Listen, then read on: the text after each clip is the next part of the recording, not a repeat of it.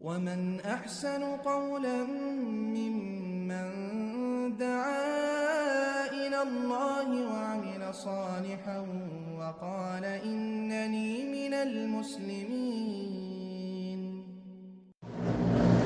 ওয়ালাইকুম আসসালাম রহমতুল্লাহ ওবরাকাত। যে আমাদের সম্মানিত ভাই জনাব আসগর আলী সৌদি আরব থেকে জানতে চেয়েছেন, কোরবানি করার জন্য গরু, মহিষ, ছাগল, ভেড়ার বয়স এবং শারীরিক গঠন কিরূপ হওয়ার দরকার। আলহামদুলিল্লাহ ওয়াহদা ওয়াসসালাতু ওয়াসসালামু আলা রাসূলিল্লাহ আম্মা বা'দ। জি সম্মানিত ভাই, উলামায়ে কেরামগণ এই ক্ষেত্রে কোরআন এবং সহিহ হাদিসকে পর্যালোচনা করে কথা পরিষ্কার বলেছেন যে যদি উট কেউ যদি কুরবানি করতে চায় তাহলে সে উটের 5 বছর হওয়া জরুরি।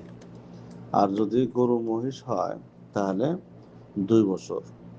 আর যদি ছাগল হয় তাহলে 1 বছর, এবং ভেড়া যদি হয় তাহলে 6 মাস হলে যথেষ্ট। তো এই ছিল বয়সের কথা। দ্বিতীয় কথা হলো এই, যে পশুকে আমরা কুরবানি করার জন্য কিনবো বা দেব, সেই পশু যেন হৃষ্টপুষ্ট হয়, তাজা হয়, এমন দুর্বল যেন না হয় যে দুর্বলতার কারণে সে হাঁটতে চলতে পারে না। বরং যে পশু আমরা কোরবানি করতে ইচ্ছুক বা কিনতে যাব, কেনার সময় আমাদের কিছু কিছু জিনিস দেখে নেওয়া উচিত।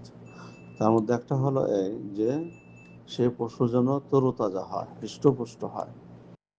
দ্বিতীয় কথা হলো এই, এমন রোগী না হওয়া যে রোগের কারণে সে হাঁটতে চলতে পারে না, যেমন ল্যাংড়া, খোড়া, এগুলো যেন না হয়।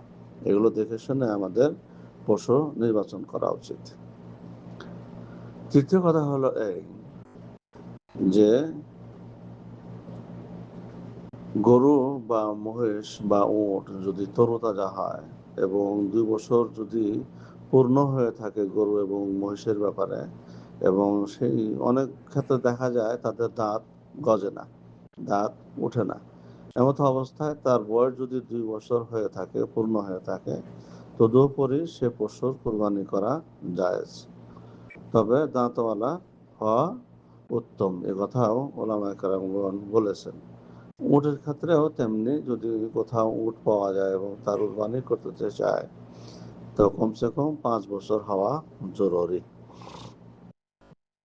তো যাই হোক, মোট কথা হলো এই, যে পশু কুরবানি আমরা করব বা দেব তা যেন তরতাজা হৃষ্টপুষ্ট থাকে।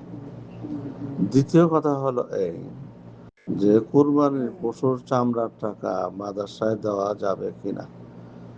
এক্ষেত্রে ওলামায়ে কেরামগণ বলেন যে কুরবানির পশুর চামড়া নিজেও ব্যবহার করতে পারবে, তেমনি অপরকেও দিতে পারবে, কোনো অসুবিধা নাই। তবে এই ক্ষেত্রে কেউ কেউ উল্লেখ করেছেন যে সে নিজে বিক্রি করবে না, যেহেতু কুরবানি পশুর কোনো কিছু বিক্রি করতে নিষেধ করা হয়েছে। তো এই ক্ষেত্রে কেউ কেউ বলেন, যেহেতু এ ব্যাপারে মতানৈক্য রয়েছিল আমাদের মধ্যে, কেউ কেউ বলেন যে নিজে বিক্রি করে সেই জিনিসটা বিক্রি করবে না, বরং যাকে দেওয়ার উদ্দেশ্য নিয়ত করেছে তাকে দিয়ে দেবে। যেমন কোনো গরিব মানুষকে একটা চামড়া দিয়ে দেবে, সে বিক্রি করে কি করে করুক, সেটা তার ব্যাপার।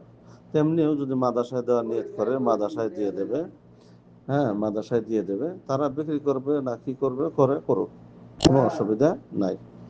তবে নিজে বিক্রি করবে না, এটা অনেকেই এ ধরনের কথা বলেছেন। আবার কেউ কেউ বলেছেন যে কোরবানির পশুর চামড়া নিজে বিক্রি করে সে টাকা গরিব মিসকিনকে বা সমাজের উন্নয়নমূলক কাজে বা মাদ্রাসায়, মসজিদের উন্নয়নমূলক কাজে বা ব্যয় করতে পারে, কোনো অসুবিধা নেই। তবে উত্তম হলো সে চামড়া কাউকে দিয়ে দেবে, সে বিক্রি করে কি করে করবে। বাকি আল্লাহু আ'লাম বিস-সাওয়াব। আসসালামু আলাইকুম ওয়া রাহমাতুল্লাহি ওয়া বারাকাতুহু।